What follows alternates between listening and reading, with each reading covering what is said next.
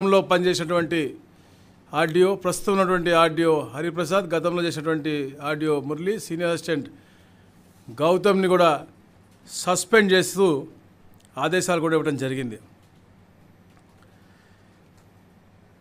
ఎందుకంటే ఈ రాష్ట్రంలో ల్యాండ్కి సంబంధించినటువంటి అంశాలే అతిపెద్ద సమస్యగా ఉన్నాయి.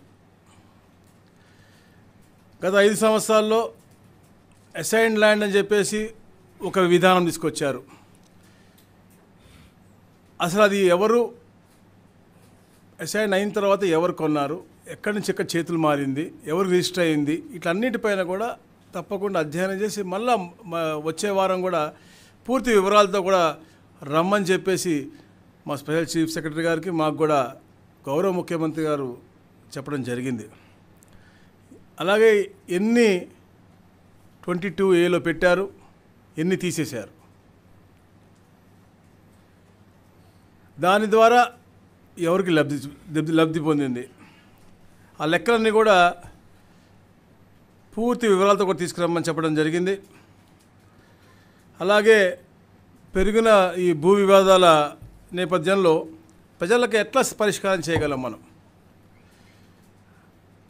మెరుగైన విధానాలు. ఎందుకంటే ఏదైతే మనం గతంలో కూడా చెప్పాము, అసెంబ్లీలో కూడా చెప్పాము, గౌరవ ముఖ్యమంత్రి గారు చెప్పారు, ఏదైతే ల్యాండ్ గ్రాబింగ్ యాక్ట్ తీసుకొస్తా అని చెప్పారో దానిపైన కూడా మెరుగ్గా అధ్యయనం చేసి 1982లో ఆంధ్రప్రదేశ్ ల్యాండ్ గ్రాబింగ్ యాక్ట్ ఉండేది. దాని తర్వాత దాన్ని అధ్యయనం చేసి పటిష్టంగా గుజరాత్ వాళ్ళు తెచ్చారు. దానికంటే కూడా స్ట్రింజెంట్గా, ఎందుకంటే ఏదైతే దళితులకు ఇచ్చినటువంటి భూమి అన్యాక్రాంతం అవటం, హౌసింగ్ సైట్స్ పేరుతో చెప్పి చేతులు మార్చి గవర్నమెంట్ నుంచి కూడా డబ్బులు సంపాదించుకునే విధంగా గత 5 సంవత్సరాలు జరిగిన పరిస్థితి చూసాం. అలాగే గత 5 సంవత్సరాల వైసీపీ పరిపాలనలో భూ పందారాలు కూడా విపరీతంగా చేశారు. ఆ చేసినటువంటి భూ పందారాలు కూడా దానిపైన సమీక్షించి దాన్ని ఎలా ట్యాకిల్ చేయాలని కూడా ఈ వచ్చే వారం చేసే రివ్యూలో కూడా తీసుకురమ్మని కూడా చెప్పారు. ఏదైతే ప్రైవేట్ వ్యక్తులకి దోచిపెట్టారో దాన్ని దుర్వినియోగం అయిపోతే తప్పకుండా దాన్ని అగైన్ రిపీల్ చేసి, అంటే వాళ్ళ దగ్గర నుంచి వెనక్కి ఎలా తీసుకోవాలని చెప్పేసి కూడా సమీక్షించడం జరిగింది.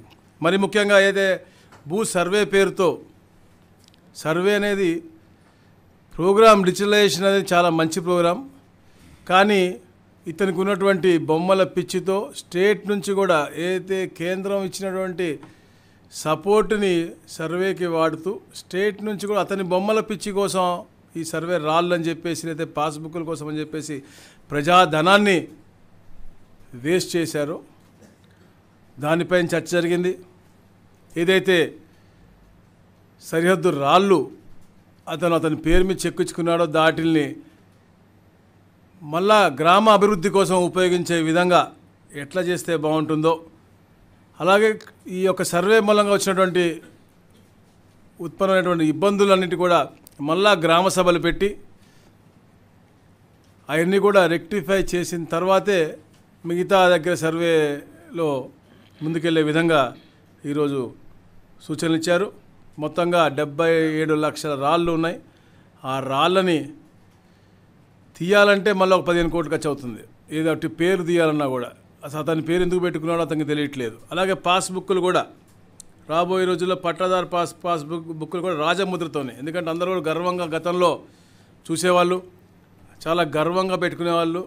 ఇతని యొక్క ఫోటో పిచ్చితో ఏదో ఉచితంగా ఇచ్చిన విధంగా ఇలా పెట్టిన పరిస్థితి మనం చూసాము. అయితే ఇప్పుడు నూతనమైనటువంటి పాస్బుక్లు,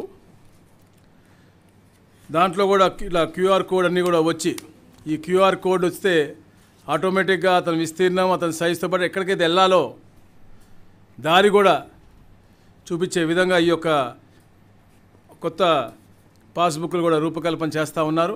దానికి కూడా దాదాపుగా 20 కోట్ల రూపాయలు వ్యయం అయ్యేటట్టుంది. ఇవన్నీ కూడా అంటే ప్రజాధనాన్ని దుర్వినియోగం చేసుకుంటూ వాళ్ళ అనువాయులు బాగుపడే విధంగా కొత్త చట్టాలు తీసుకొచ్చి అసైన్మెంట్ భూమి పేరుతో